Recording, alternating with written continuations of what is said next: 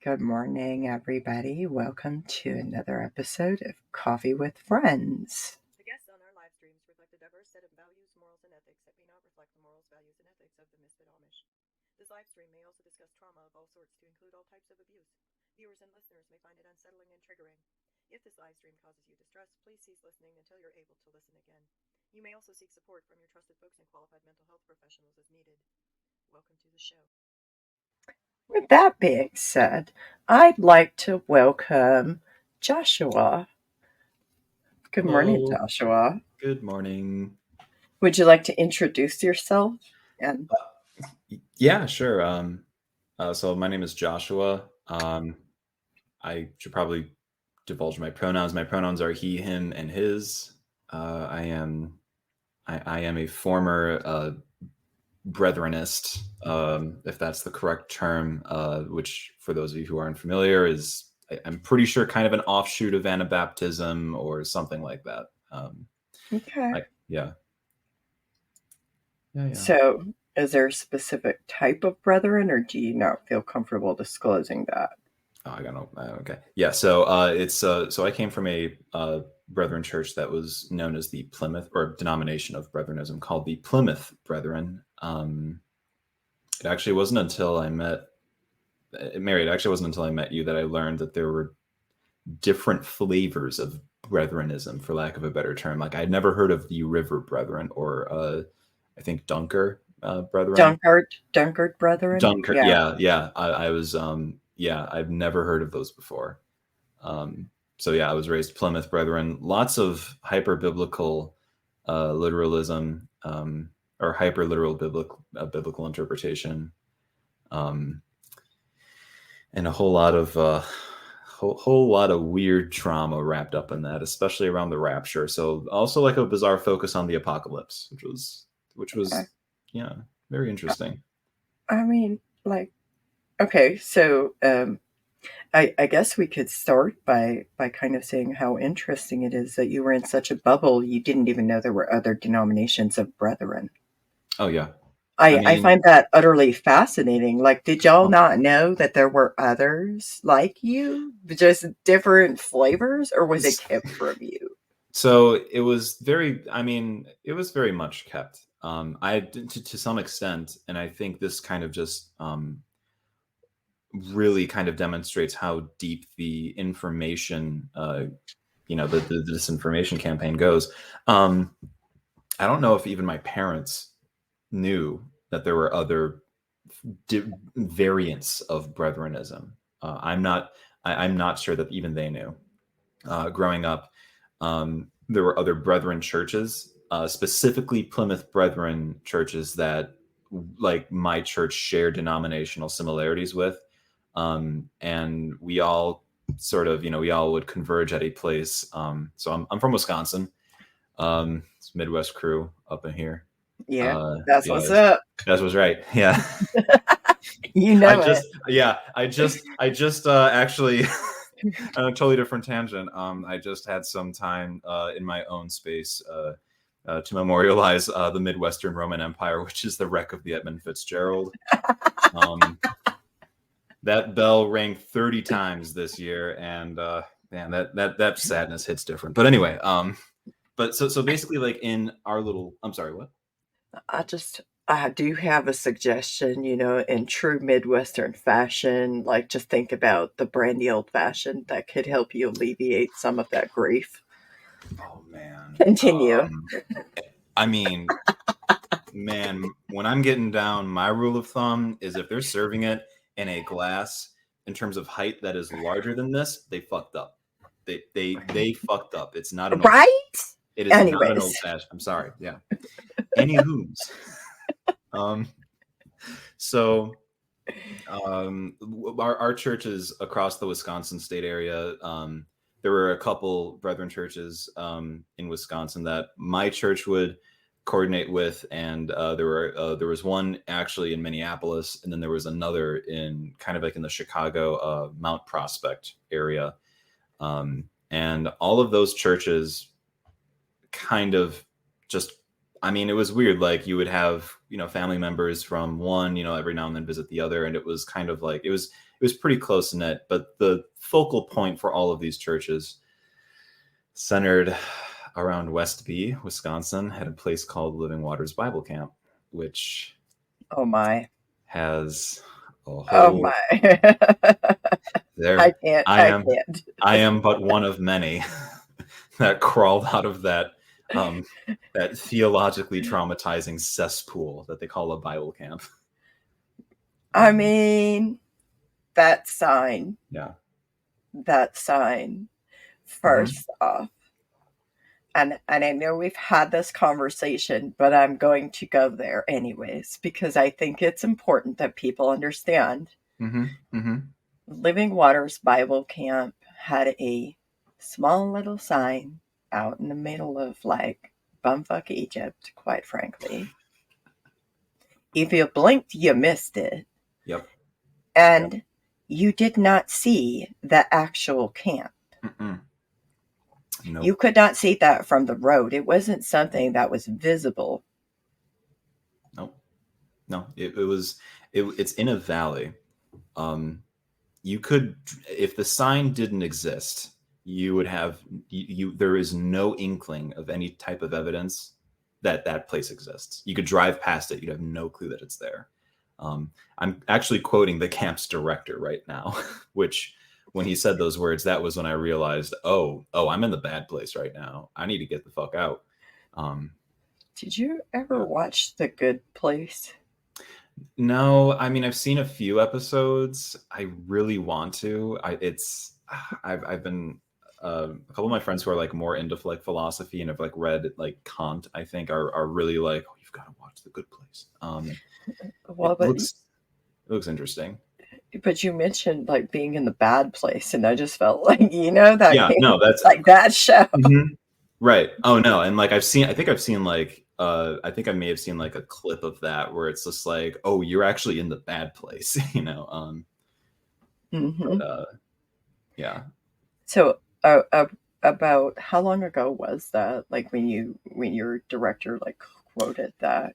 That was um that was the summer of 2015, which was that was my last summer there. And that was the summer where I was starting to put two and two together and realizing, oh, this place is actually very, very toxic. You can, the fact I was 21. Mm-hmm. So fun fact about me, I'm adopted. It's a little difficult to talk about, but I think it's worth talking about really. That summer was the summer that I met my birth family. I had never met my biological parents or my biological siblings. I didn't even know that I had biological siblings until the summer of 2015. And I also found out that, oh, they actually kind of live not near that part of Wisconsin. They lived like around 2 hours away, like in Eau Claire. But or one of them lived there and the other was visiting. And camp was a sort of place where it didn't matter how old you were. If you left, you had to not just get permission from the person above you, you had to also get permission from the person above the people that were above you. You had to literally go up the chain of command, essentially. And then you had to sign out and give an approximation of when you'd be back. And if you were not back by that time, like someone would go to find you. There was no like either that or like they would call you, or there was like there was no, you couldn't really have any agency. So they controlled your physical movements. Oh, 100%. Absolutely. And when my biological sister, basically, and when I got in contact with her, for the first time, she was like, hey, like, come over to my grandparents, cottage, your other sister's going to be there. And I've got this musical that I'm in. And I was like, oh, 100%. This is the first time I'm meeting these people. This is crazy. Yeah, when I tried to get permission from the people at camp, it was interesting because on one, you could tell that there was a competing, I guess, sort of desire for both from people at camp, from the people that I had to get permission from. I would ask them. I remember asking them, like, yeah, like these are people that are part of my biological family. I've never met them before. And the first thing out of their mouth was, okay, well, will you be back in time to set up chairs for, the parents that they have coming in on Sunday? It was just like this sort of just, it's just this failure to recognize, oh, this is important to somebody and might supersede this random thing that camp has going on. It was strange, and then even coming back, the sort of way that our social lives would be policed was ridiculous. If you spent too much time with the opposite sex, you would be taken aside and you would get talked to. It was, and yeah, no, your personal life didn't matter. Oh, absolutely not. That's the thing. Camp comes first at camp. Well, even though you're, being adopted in and of itself is trauma, because being separated from your family of origin, from your birth family, is in fact trauma. I do understand that. I can never understand what it's like to be adopted, but I can hold space for you to talk about that, because I do understand that it is very traumatic for people to be separated from their families of origin. And then for you to have this experience where the church comes across, to me, it feels kind of like they're supposed to be your church family, right? Like your kind of like your source of comfort, etc., etc. Mm-hmm. But instead, what you're getting from them is callousness, casual dismissal. Mm-hmm. Absolutely. It just didn't. Yeah. The only time that my adoptive, and actually had a pretty tense conversation with someone who I think is still in the Brethren, because they had posted something about adoption, which just, when it comes to people who are adopted within these circles of fundamentalism, your identity, your existence, the aggregate of who you are as a person doesn't matter. The only time that it does matter is when your pastor or whoever is giving a sermon is reminded that, oh yeah, Christ died on the cross and adopted us as his family, just like X person. That's really the only time that your identity, or as a person who's been adopted, that's the only really time like that it matters, is when it serves as a way to reinforce that theological belief. Can I ask you a question about some of that? Sure.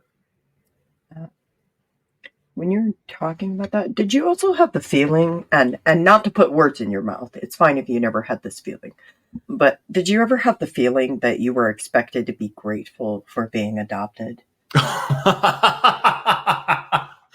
Oh my God. So I was adopted. What? I'm sorry. It's just like, it's fun. Like, no one's ever You asked can me laugh. that before. You can laugh. Yeah, no, I'm sorry. I'm not laughing at you. Like, No, one's I ever get asked it. me that. Yeah. And it's like, there's like a literal, all right. So like, no, I'm mixed as fuck. I was adopted by the whitest people I know. They're German immigrants, and I was always informed. I was very well informed that there is a price tag for how much I cost, because nothing's free in the U.S., especially adoption. So there is literally a dollar amount over my head that could probably be adjusted for inflation, because I was adopted in 1994. Secondly, bullet point. I am laughing with you, Joshua. Yeah, this is yeah. I get it. It's so fucked.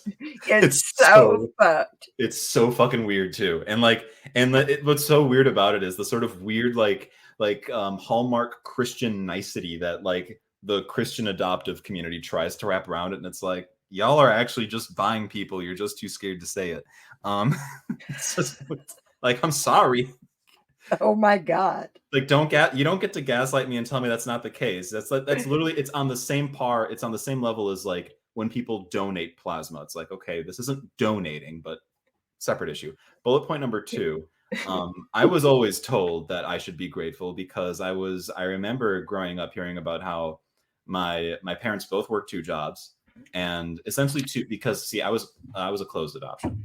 I have an adopted sister, which is like she was adopted through an open adoption procedure, which was a little more, I don't know if it's necessarily as expensive in terms of, court proceedings and the like, but with a closed adoption such as mine, I was reminded fairly often about how my dad had to like pull like 11-hour shifts, like working as a bread delivery driver from like 3 a.m. to like 9 p.m, like just crazy hours. That's definitely more than like a 11-hour shift, I'm just realizing. But like, just like, crazy, like this sort of like ridiculous amount of work that he had to put in just essentially to afford me.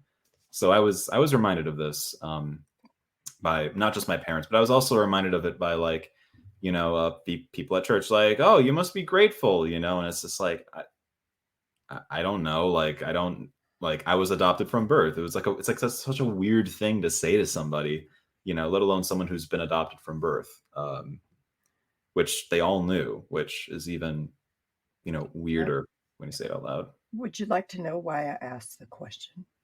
Absolutely. Because while I wasn't adopted, we were sent off to certain families and homes because our house burned down. And when we went to those families and homes, like, I literally had to eat separate food from the family that I lived with. I was expected to work off my labor for the cost of me being there. I was expected to be grateful for being repetitively essayed as a child by multiple ones of their children. And the parents also physically abused me in this place. And when I went to leave there and go back to my mother, the widow house, this woman had the audacity to look at me and say, "Oh, but Mary, I don't understand why you're so ready to leave. We were so good to you." Thank you, ma'am. May I have another? So anyways, so I kind of thought about that in the context of what you were saying. And I was like, I wonder if you ever felt like you were expected to be grateful. Oh, yeah. Yeah. And they told you to your face, the audacity of that. Yeah.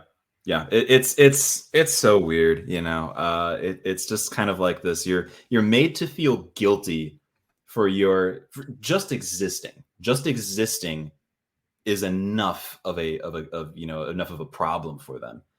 And I'm sorry, I'm reading the comment in our brainstorm.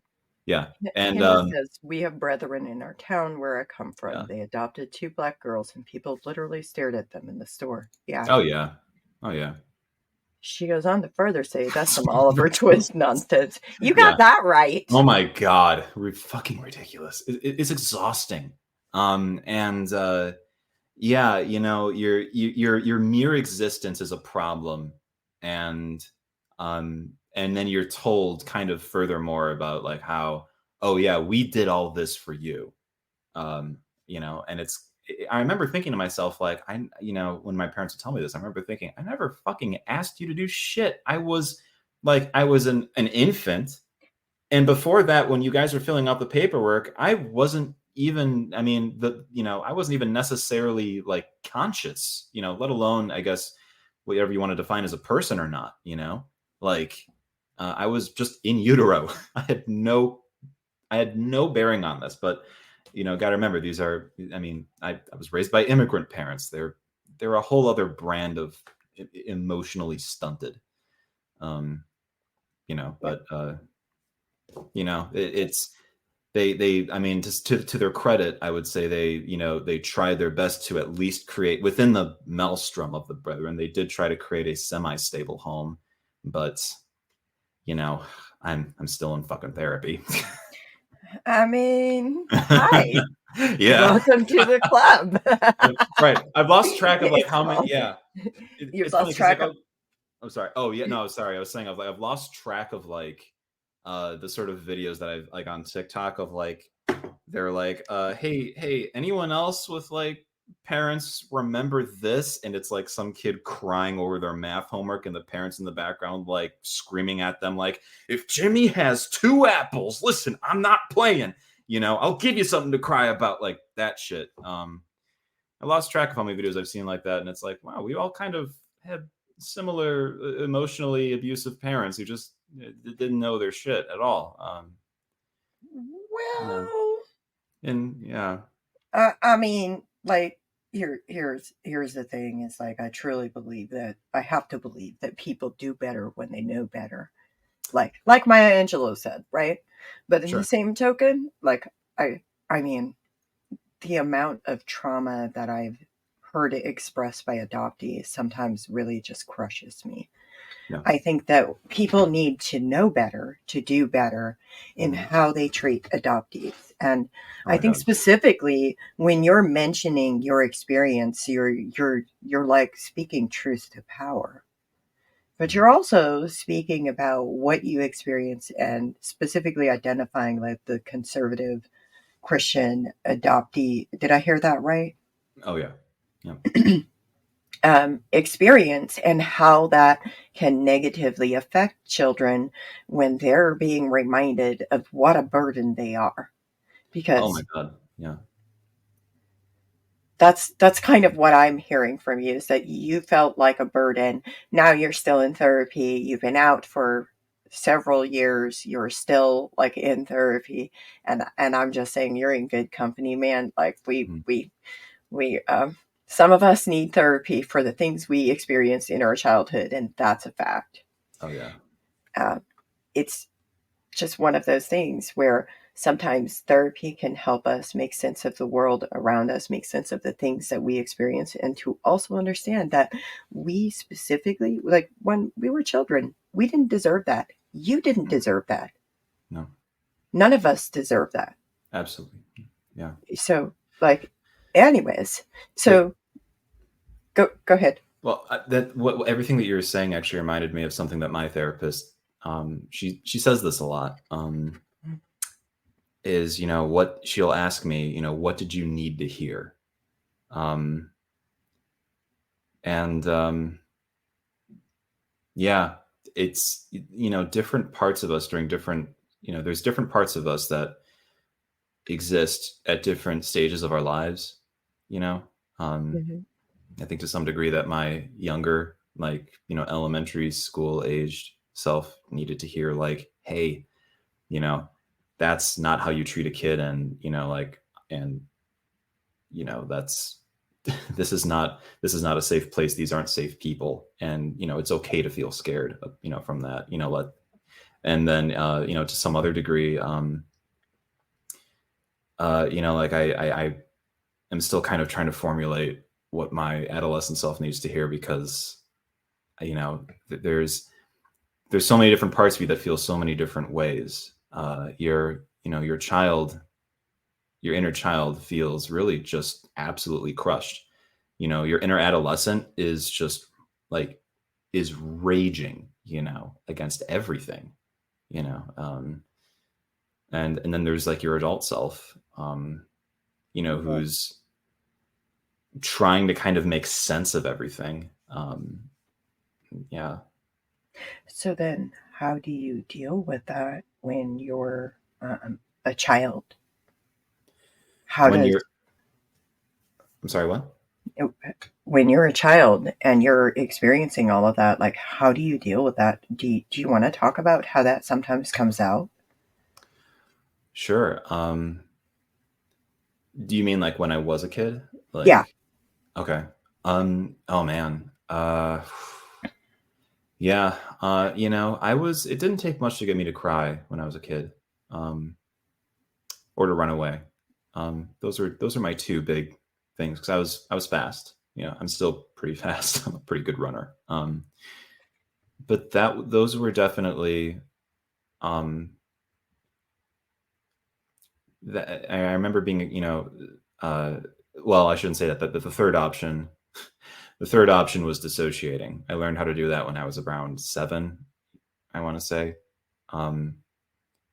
That one was kind of more of like a just pure survival tactic. And I remember, yeah, I remember that came up, not just at home, that also came up at camp. Yeah, there was, yeah. Well, the thing is that often children respond to trauma very primally, like not even Hmm. just primally, like we just respond to trauma, and that's Yeah.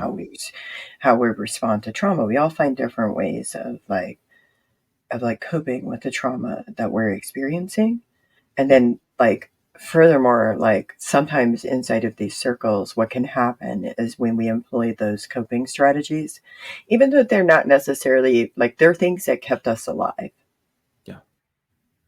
Disassociation, I can definitely like I know what that is very intimately. Yeah. Um, just running and hiding. That's like your Mhm. flight response to Oh trauma. yeah. And then like, sometimes you freeze and you just say like you're just right there. Sometimes you run into this like you feel so ashamed and then you have to appropriately, profusely over apologize basically for your existence. It can feel like just because you're in an unsafe situation. So, it's unfair, it's not right, and we got to do better. So, anyways, so you talking about disassociation at 7. Yep. You learned that. Oh And yeah. like, I think we kind of were going to talk about the persecution complex and how that, like, can we Mm-hmm. kind of switch gears a little Mm-hmm. bit Well, and it go actually. into But yeah. Oh no, we totally can, because it's exactly, it kind of leads right into that. So it wasn't the first time. Well, actually, no. I think that actually really was the first time that I like hardcore dissociated. So this is at Bible camp. It was my first year. oh my, So yeah. Oh yeah. They pulled out all the stops. So, God damn it. what, Um, what? it's just a lot. So hang on, I'm pouring the tea right now, both literally and metaphysically or metaphorically. Oh I'm gonna need my, a lot for this. So camp is in this valley. The valley is about a mile long. At the end of it, there's this red barn, and I remember there was about maybe 10 of us, 7 to 9, 10-year olds in this group. And it was part of like one of the activities, because like you're at camp for a week, and for those of you who are unfamiliar with Bible camp with Living Waters, they basically rotate activities throughout the day. There's a theme for the camp. I think the theme that week was like mighty workers or some shit like that. The theme ties to a Bible verse, yada yada. And so anyway, we're in the red barn, and there's this little old lady inside, kind of dressed like a little old, like more old fashioned, not like, like a super long time ago, but more like from like the 1930s. Um, and she's talking to us about, I don't know if does YouTube limit certain words on here? Kind of, yeah. Okay. But I Okay. mean, Okay. it's All right. Well, she was talking to us about the Third Reich and about Mr. Mustache Man's Germany, and about how the Jews were persecuted and the Christians were persecuted, and like what methods people would use to help people hide and escape. So she, was telling us the story of Corrie ten Boom and Dietrich Bonhoeffer, which are historical figures which did exist, who did help Jews escape the Schmatzi reign. And yeah, she takes us over, but the thing is there was a lot of like the thing is about this, God damn it, is the way that this story is presented is really bizarre, in so much that it's a lesson in, yeah, the Schmatzis did this. They did this to the Jews. Someday this could happen to Christians. We don't know when, but it could happen. And this is how she prefaced this. And we're all just 7 to 10-year-olds kind of like, okay, this is terrifying. Some of us, I already learned about a little bit. I was always a history nut, so I kind of knew a little bit about the Schmatzis and World War II. So she takes us over. I'm sorry, you look like you have a question. I mean, Like, this does not sound traumatizing at all. sorry. Yeah, no, it's fucked. Joshua, like I would never have sat there and like told my 7-year-old child. Yeah. Like I'm just like, wait, what? Yeah, Shoot, like happen. somebody the big bad liberals are gonna knock down your door. Somebody told my child about hell. And I'm gonna tell you what, my child came home and said, Mom, what is hell? I said, there's some people who believe this. Oh, that's gotta be a rough talk. I'm just saying, but like I just like, who tells their children these kinds of stories and then implies that, and not even just implies, but tells them to prepare for this in the world, because this is what the worldly people are going to do, which further separates y'all from the world and creates a situation where, when you go outside of the group, this is like an us versus them mentality.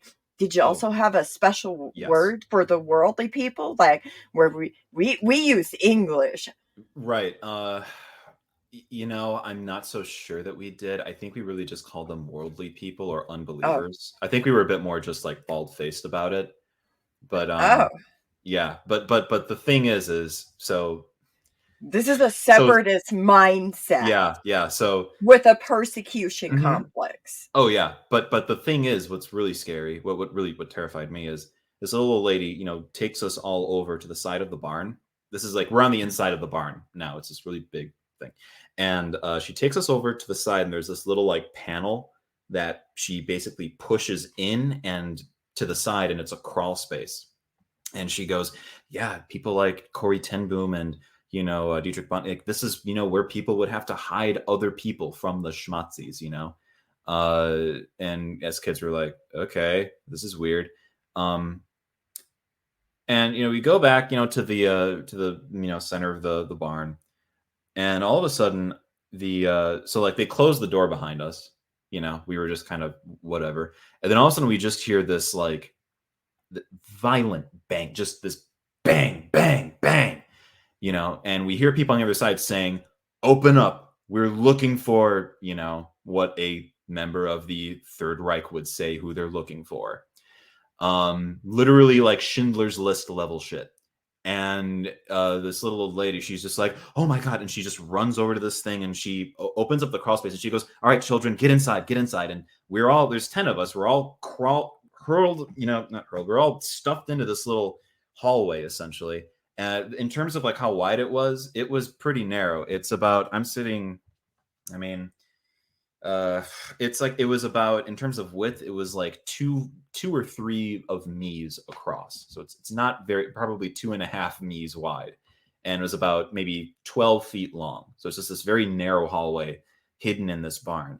And so we all pile in there. She shuts the door. It's pitch black.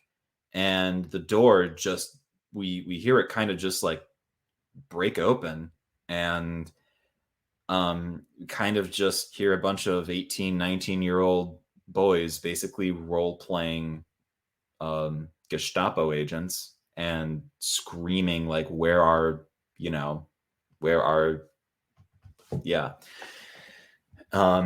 remember hearing them break shit. There was so much noise. And I remember hearing all of the kids around me, like, most of them were crying. And I remember for me, I remember thinking to myself, like, okay, if I cry, that's going to make noise and that they might hear me. So I need to be quiet. And so I shut down. I went somewhere else. I remember as a kid always being scared of the dark. I didn't give a shit that it was pitch black. It was just, just be quiet so they don't find you. And yeah, when it was all over, when they left, I remember it was quiet, but the only thing that you could hear were just kids trying to cry quietly, which was just so fucked. They called it, the activity was called Bible Smugglers. And yeah, the whole premise was that, yeah, someday we're gonna have to prepare for that reality someday. So they were preparing y'all to be Bible smugglers in the event of Of mass persecution of Christians. Yeah. Specifically using the persecution of the Jews in the Third Reich Germany as an example. Because of Mustache Man, because yep. That's what's going to happen here. Yeah. Do you think any of that was founded in actual, like, anything of substance? Like, where did this come from? I think there has always been, within fundamentalist Christianity, I think there's always been a irrational fear that stipulates to its adherents that granting any outgroup equal rights, representation, or footing with them is persecution. I don't know where this came from. From what I've seen, though, just like on social media lately and just kind of, through just the invention of the internet, it seems that this is pretty widespread throughout not just fundamentalist Christianity, but like in non-denominational Christianity as a whole, that there's this sort of, there's the war on Christmas, as an example, or giving gay people the right to marry was somehow seen as an attack on Christianity. Anything enshrined into law that is not a part of Christian doctrine is looked upon as persecution, is looked upon as one more step that the state is taking to to persecute Christians. I remember actually, fast forward to 2015, my last year at camp, I was actually in a 2-week in Bible intensive called Foundation Camp, which is its own weird, bizarre thing. And I remember during that week, we didn't have any cell phones. They were taken. We essentially it was basically like a 2-week, like, you are not allowed to interact with the outside world, period. It's just, you wake up at 6, you do exercise for like an hour, you have a 2-hour Bible study, and then you like have breakfast, and like then you work essentially all day. I remember one of those days we had a sort of lecture that was followed up by like a movie or something, and we were having the discussion about it, and the director of the camp came downstairs, and he looked and sounded like he just saw he looked like he had seen like the 9/11 footage all over again. Like he looked and sounded like he had witnessed a national tragedy. I'm not even kidding. And he just said, the White House was lit up today in the gay pride colors. It's a very dark world that you're all entering into. You are all lights of Christ, but it is a very dark world. What if the light of Christ is a rainbow light? Yeah, and I remember thinking, I was 21 at that point, so I'm thinking like the gay pride colors, like, are you telling me that like we get the visible light spectrum, but they get their own separate like spectrum of light? That's pretty fucking cool. Like, I don't know, just like, is it like a UV type thing? Is it like X-ray? Is it like gamma radiation? Because like, fuck, that'd be cool. Like, also, I haven't gotten my proper lights yet. I'm gonna need to write. No, you don't get them retinas replaced with like the X-ray retinas. No, I don't have that yet. Like, what happened here? You gotta go to the gay DMV, man. Don't they have that? Don't you Oh get my like you God. get that with your gay license too, right? Oh, we have gay license too now? No, Okay. Okay. that's what I was told. I'm just a confused, sad, heteronormative man. That's all I am. I just need Well, guidance. But I just feel like that just went a little bit far. Did you get your straight license? Did you get your cis het license? Because you I just know, feel like, shit. I mean, I I did I get my may have. driver's license. You I got your did driver? get my Okay. I did get my driver's license in Wisconsin, so you can blame your Wisconsin DMV. I was gonna say, yeah, That's where it all went wrong, yeah. y'all. Well, right. They do have And a yeah, specifically, it was the right. one in that county that the camp is in. By the way, Oh yeah, yep. okay, Of course it okay. was. Well, yeah. Well, I mean, the state senate for Wisconsin is Republican controlled, so they probably wanted to vest as much money away from government spending, and I don't know. Anyway, I don't know, but regardless, I got my yeah, license, and you're there you working go. on yours, right? Yeah, right. You're I am. working I'm on in the yours. process. Yeah, I'm in the subreddits, getting some, getting some learning the paperwork finesse. But anyway, Well, um, anyways, anyway, yeah. I'm sorry. It was just the weirdest. I like, this. It, like and that's like not even, but the worst part is that that's not even the worst thing. After this intensive was over, I remember going back to my regular camp duties, which was just, I was a maintenance person, so it was just cleaning up camp, essentially making sure the floors are mopped, cleaning toilets, taking the trash out, trimming the hedges and all that crap, cleaning out gutters, you name it. I remember it was during family camp. I had just gotten some ice cream from the camp store, and I was just, lounging around in like the sort of, there's this main building called the lodge, which is where meals are served. There's a little camp store that sells like, snacks and like books and all sorts of shit. And I guess all of the parents had put their kids to bed, and they were all just kind of hanging out in this lounge area. And I just sat down at a table off to the side. And this was after the decision. I think it's the Dobbs decision or Ogden decision, whichever one was the one that granted, essentially where the Supreme Court granted gays the right to marry. Obergefell. Thank you. Yeah. And I remember, like, first off, what scared me was how angry they all were. They were like genuinely angry. They were just like, I can't believe this would happen. I can't believe that we're giving them this right, to marry. And like one of them even said, I don't know if you'd understand why. They're only like 3% of the population. And it just like hearing that, I was like, wow, that's such a creepy thing to say.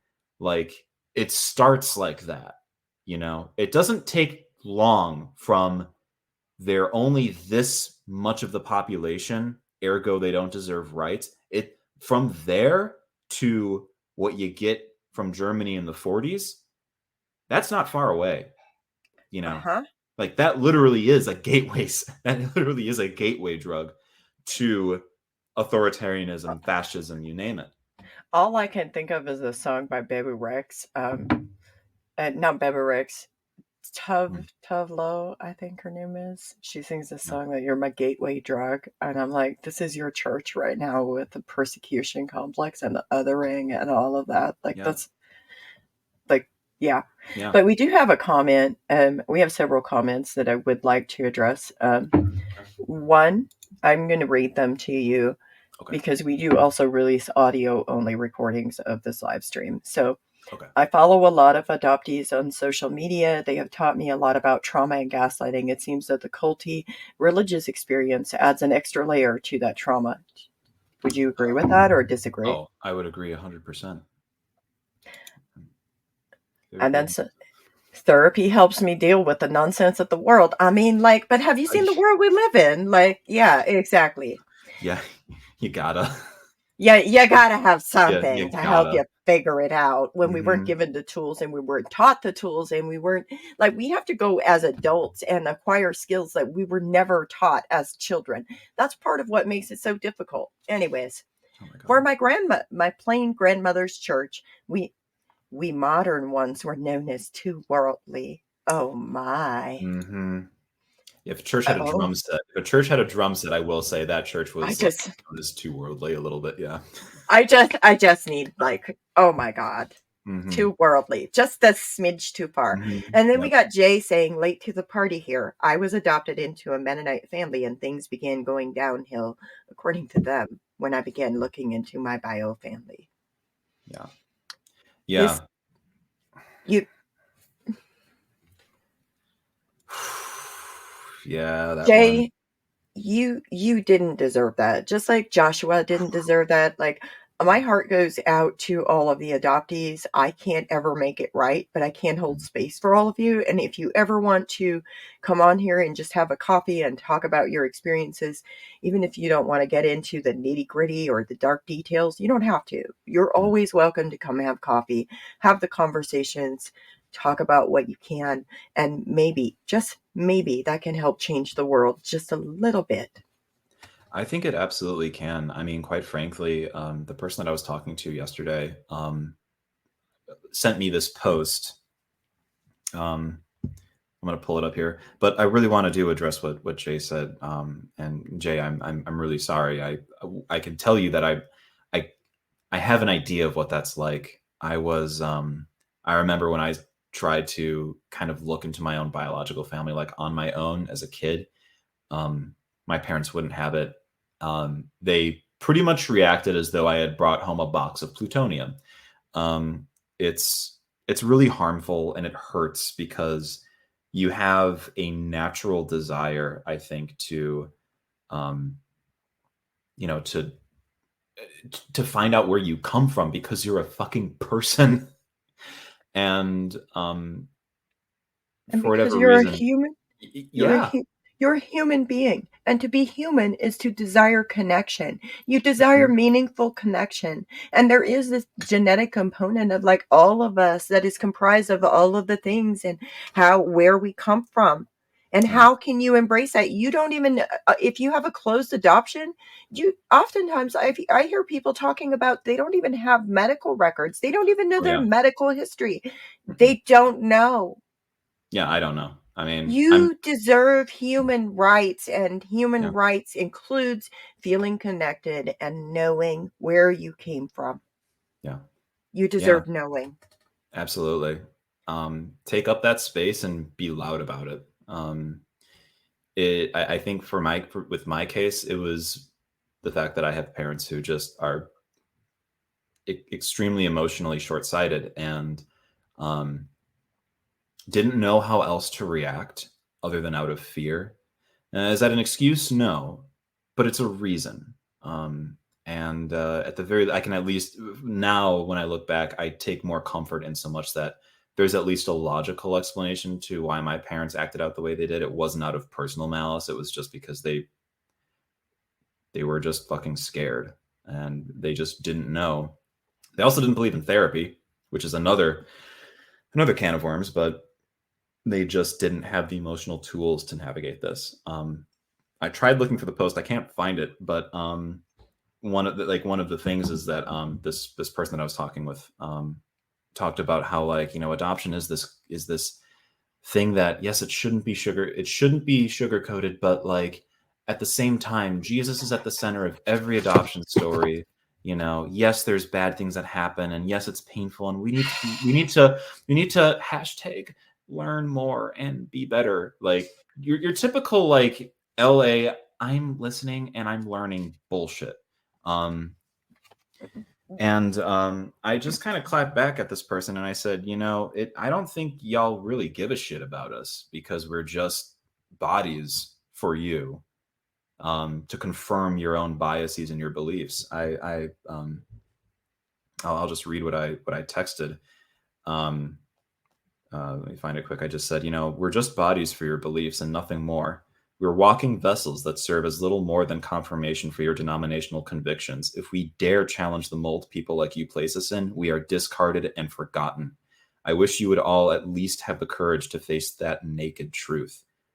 Um, and I haven't really gotten any response from them yet, at least none that's meaningful. But take up that space. You're a person. Don't let people gaslight you out of your human fucking rights. Especially not these people at all. I mean, you deserve space. I'm right. You all deserve space. Yeah. And also, like, Joshua, you read what you wrote, and it's like, that is powerful in and of itself, because it's something that speaks to me in ways like, Yeah. it says like how you felt Mm-hmm. about being adopted and all of that. And then there's this whole like the expectation to be grateful, the expectation to be like this, comply with the societal norms of the group, that the in group, right? Because you were the separatist group. Mm-hmm. Yeah. And then being trained to prepare for persecution at all costs. I do have one more thing that I think we talked about, and I would like to ask you about that. Sure. If you don't feel comfortable talking about it, you don't have to. But you were telling me something about like there was also a like 2-week course to become a counselor. Yep, that was the foundation camp intensive. What about it? What do you got? I have questions. Okay, so what qualified these people to teach a counseling course? Not a damn fucking thing. Yeah, What qualified, like, you know, like goddamn thing. I literally want to know, like, what by what authority were they appointed by God? Like, what's the authority yeah, here? like okay. I think so. Like, there was one guy who was the primary lecture person.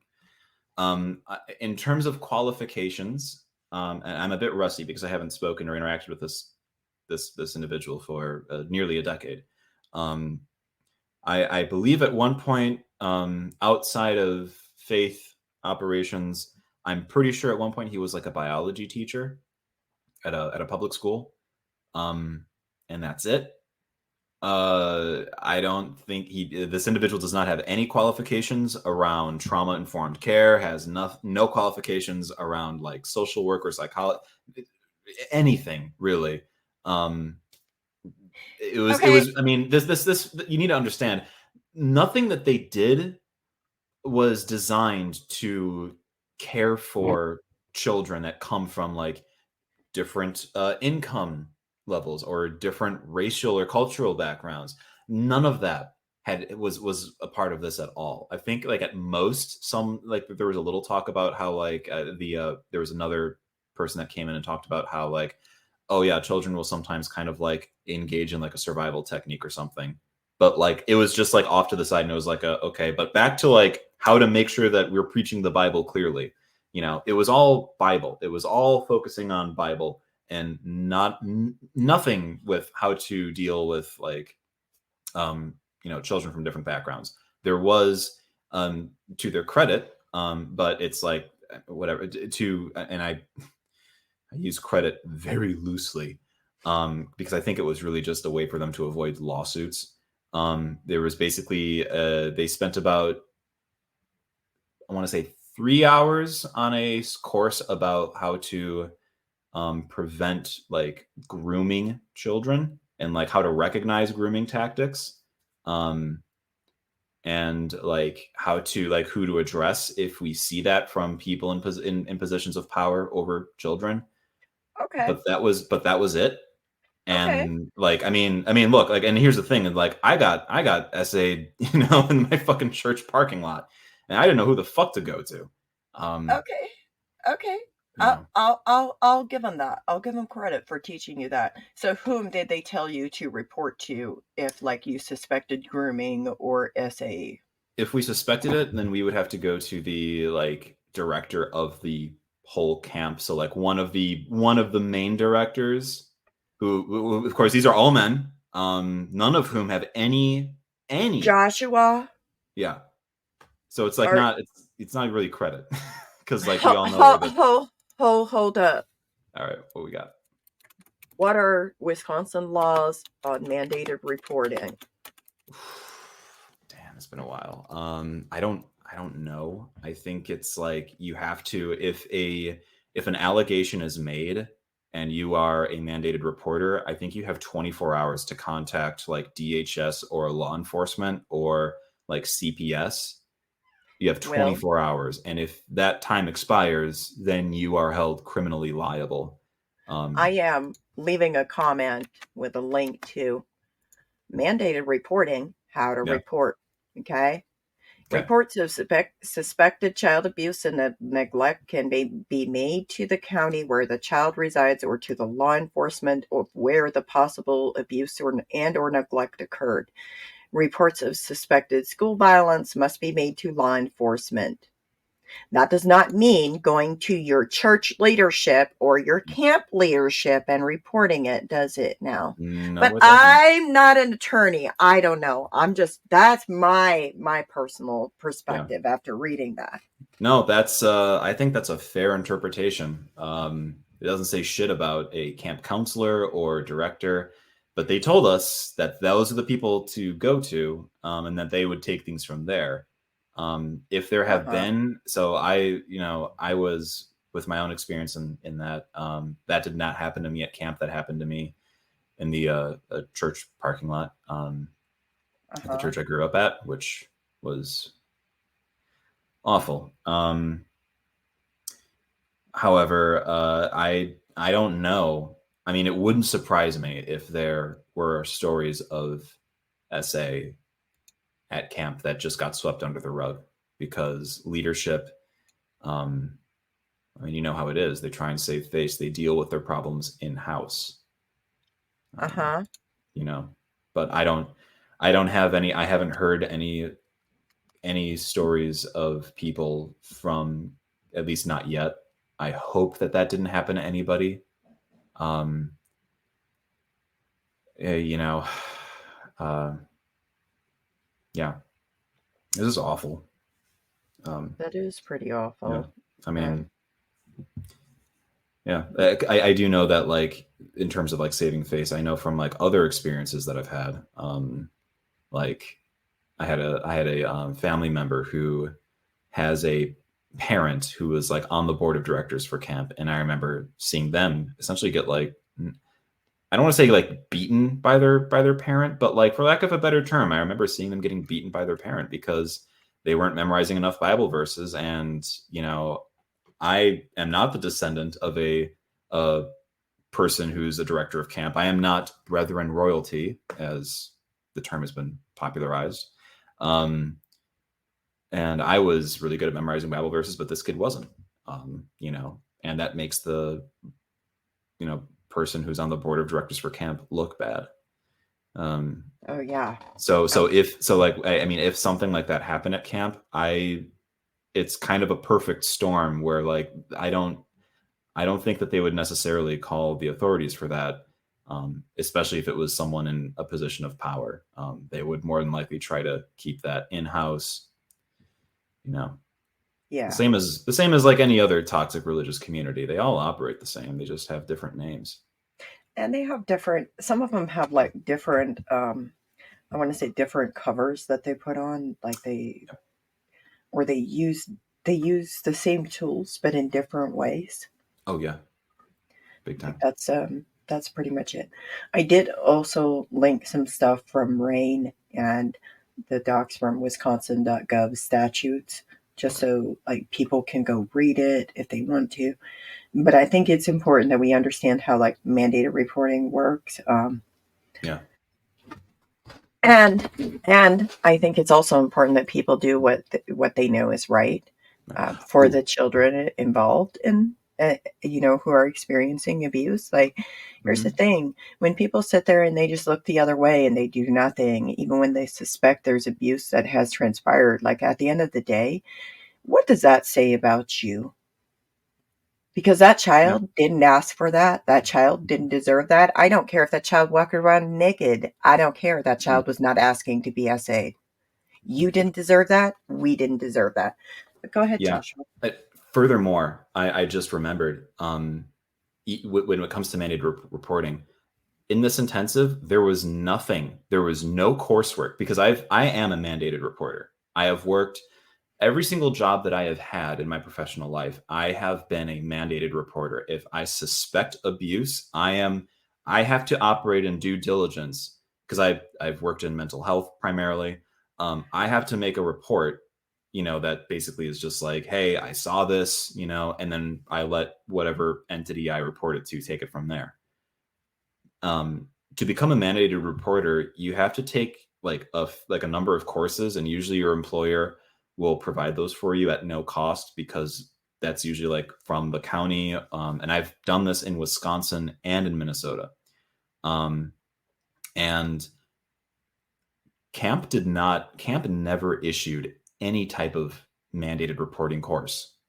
Okay. No one, no counselor. I don't know of any staff members. I Okay. mean, yeah, I mean, I was a maintenance staff, but when you're training a bunch of like 17 to 20-year-olds, how to be counselors, and you're talking about this, they didn't have any sort of course or anything that certified us as mandated reporters.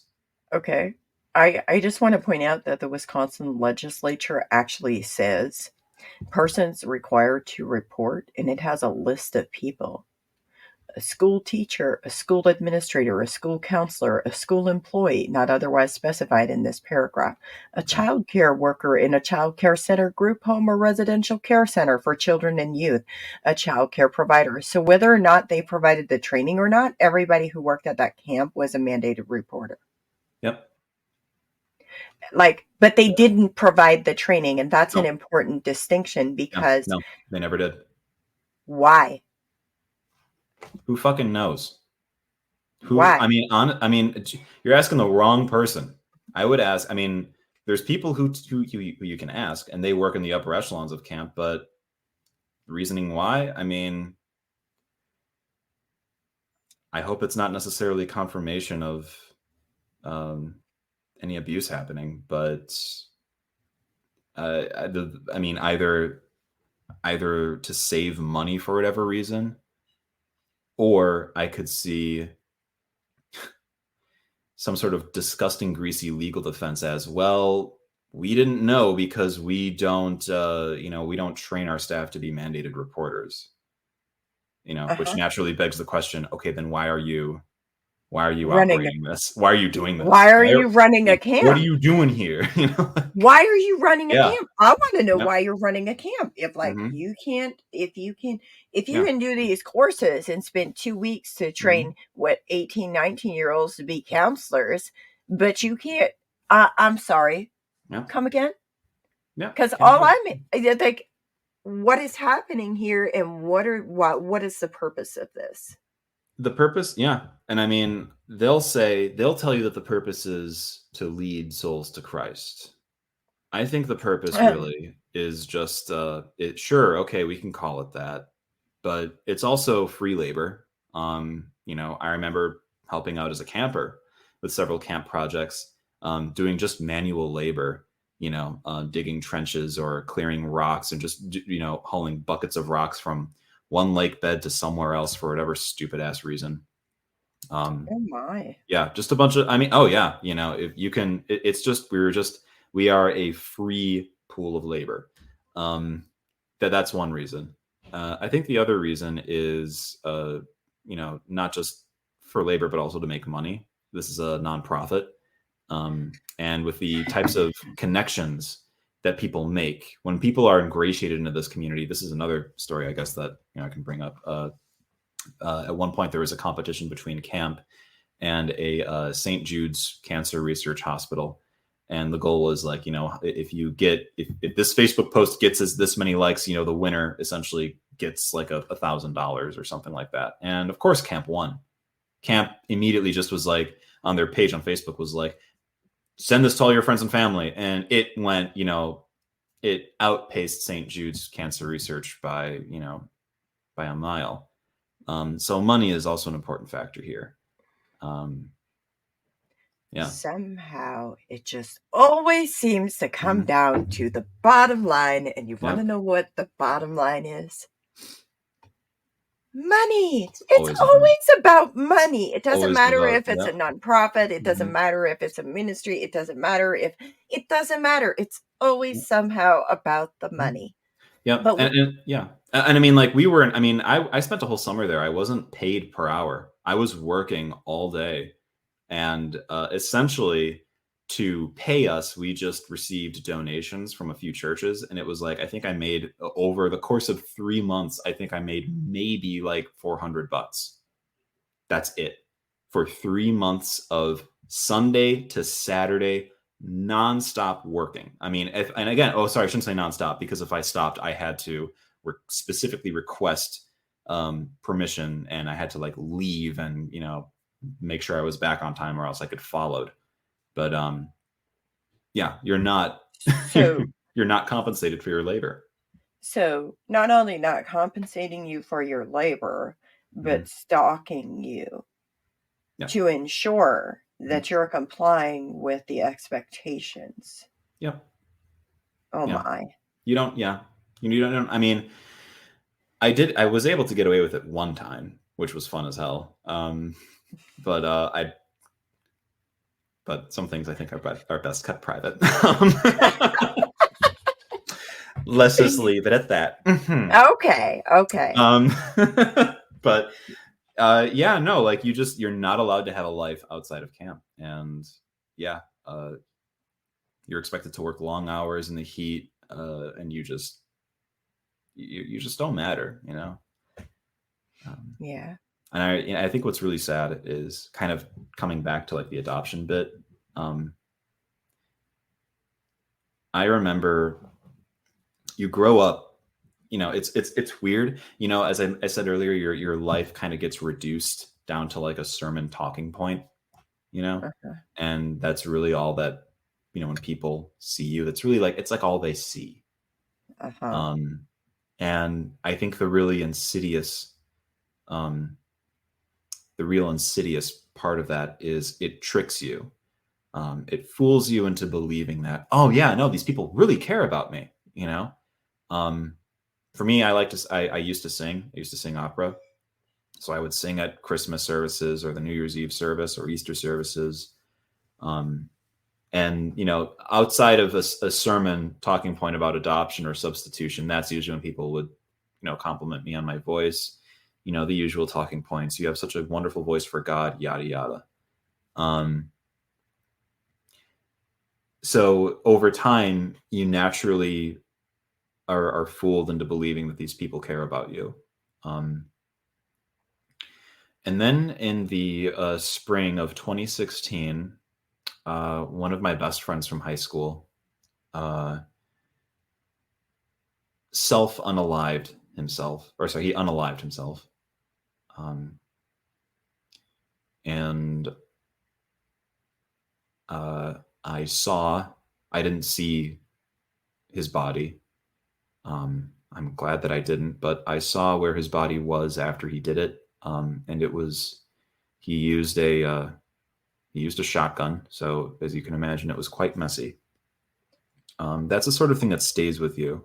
I remember after that, I started to measure time differently, and I remember becoming. I mean, my friends who weren't Christian were saying, "Hey, you need to get some help," because at that point I was essentially an alcoholic, Mm-hmm. and sort of just descending into depression myself. It was visible. Mm-hmm. Um, my mom told a few people, she asked me if it was okay if she told people at church what I was going through. And I just said, fine, go ahead. I don't care. Um, and I remember going to church with my parents, after this happened, once the school semester, ended because I was in college. And I remember attending a few services with them. Um, I don't, I don't think one person came up to me and asked me how I was doing. Um, I saw what happens when someone does that to themselves. When I, I, someone I, hmm? So when someone dies by suicide, you saw what happened when someone dies Oh, by sorry. suicide. I saw. Sorry, not saw what happened. I'm sorry, I misspoke. I saw the aftermath of that. Yeah. I still, you just don't forget that. I was very visibly shaken, um, and withdrawn, and I may as well have just been invisible to these people who throughout my whole life had claimed that they cared about me. Um, who you know were were so amazed that God brought me into this world and that God chose me for my parents. But when I came face to face with a loss that um, it'll be 8 years this coming May, um, that I still uh, you know struggle with. It was the same. Nothing changed for them. Um, you know, And and I think that was the deepest. That was the deepest sense of hurt. Really, was that I could sustain such a heavy loss, and no one really gave a shit. So, um, would you say you felt betrayed by the people wwho professed to care about you at that point? 100%. Okay. I never saw any of them at the funeral. I never got a call. I never got a text. No one came to my door. Um, the most that anyone did was ask my mom how I was doing. And because my mom, you need to remember, I was adopted into a very German household. So of course, my mom, not knowing any better, I don't fault her for this in the slightest but she would say, oh, he's struggling, but he's doing okay. I was, I was trying to, I was trying to unalive myself just with liquor, you know? Um, Yeah, I mean, at one point I attempted myself. Mm. I just got blackout drunk and got behind the wheel of my car, and I kind of said to myself, you know what? If I don't make it, I don't care. And I somehow woke up in uh, my parents' house, and I was just like, wow, okay, that's annoying, you know. Um, yeah, Yeah. and not a single, not a word from anyone from that community, from my church or from camp. That just, Yeah. yeah. I can only imagine how betrayed you felt about that, and Yeah. how much that's struggle. Would you like to have a moment of silence for your friend? Sure.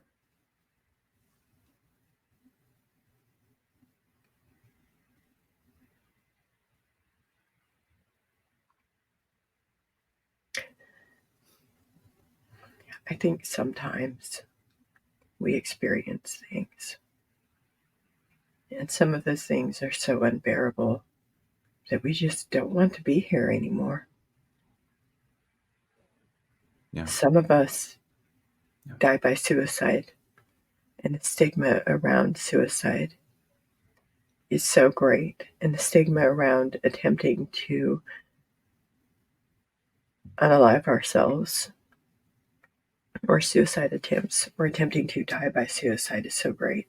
And we really need to have more open conversations about that. Yeah. I'm glad you're still with us. I'm Thank sorry you. you lost your friend. Thanks. Thank you. Uh, but I would say, like, we're about to like end this recording, Hmm. and if you would like to have, or speak any words to somebody who maybe might be experiencing some of the things that you've experienced, the floor is open. This is your time and your space to do so. Actions at the end of the day speak infinitely more than words. I don't know who said it, but um, a pair of working hands do more than 1,000 praying hands. If you're out there and you don't know where to go, there are resources. There's always the crisis line. If you are in a toxic faith community and you don't know who to trust, honestly, I mean, go to a. I don't really know. I mean, your journey is going to look different. All of ours look different. That's what connects us. I would urge you to find. There is I think it's called recovering from religion is one such Yeah, resource. I think. recovering from religion, secular therapy as well. If Yes. you have Yes. religious trauma, you might benefit from secular therapy. Recovering from religion itself has online support groups and in-person support groups in various countries. Yes. These are organizations that will help you infinitely more than people from your faith community saying that they're praying from you. I don't really care how offensive that is. It wasn't prayer that brought me back from the edge. It was connecting with my community. It was my friends outside of the church that were able to pull me back and getting into therapy. It definitely looks bleak. I can imagine. I can remember it. Oh, it will look bleak, and things. The days just drag on. Each day feels like a year, but if you're in a position where you can't even do that, then I would say start journaling, write that shit out, put pen to paper, and get those thoughts at least somewhere where you can physically hold them, and try to engage with that part of yourself that is feeling that pain. And I guess I would finish by actually I'll read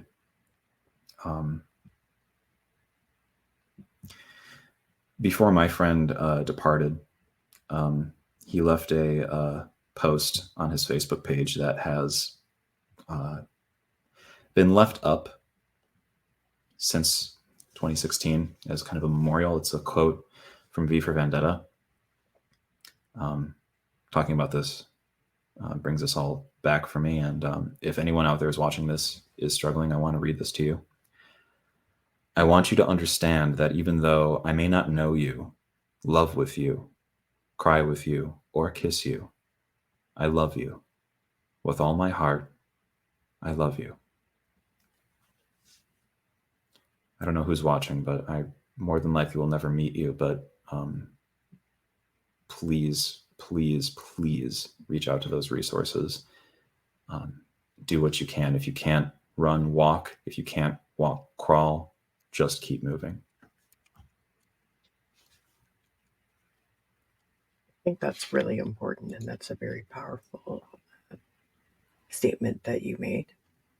I did go ahead and I also put in the comments the link to Recovering from Religion for you, the link to secular therapy, and I'm also adding the 988 Suicide and Crisis Lifeline. That's it.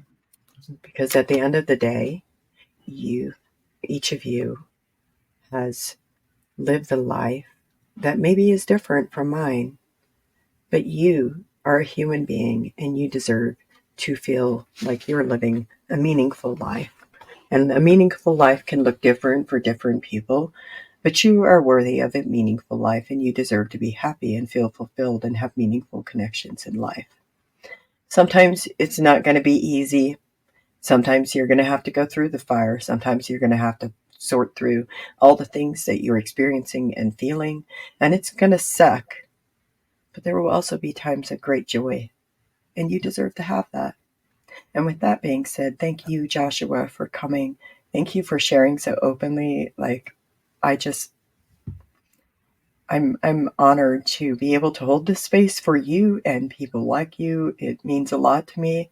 I'm grateful that we have our people who are listening and engaging in the comments. Thank you. As always, you can like, comment, and share. This live stream was brought to you by the Misfit Amish and our Patreon subscribers. Thank you all so much. I just couldn't do this without all of the support that we have from everybody. And again, thank you, Joshua. I hope each and every one of you has a beautiful